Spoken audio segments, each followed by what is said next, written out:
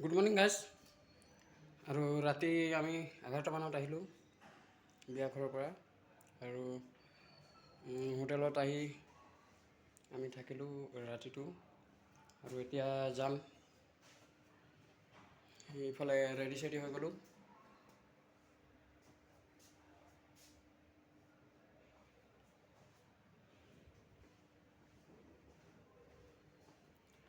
আমি আছিলোঁ, মই সেইদিনা ক'ম বুলি ভাবিছিলোঁ কিন্তু মনত অহা নাছিল। আমি আছোঁ hotel Jharkhand hotel hill view. চ' হোটেলত আমাক এনেকৈ থাকিব দিলে আৰু এইফালে চব মানে বিচনা এখন তেনেকাই আছে আৰু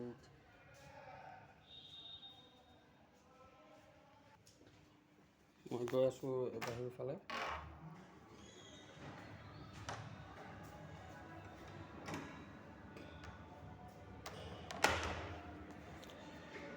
আৰু এইপিনে চাওক,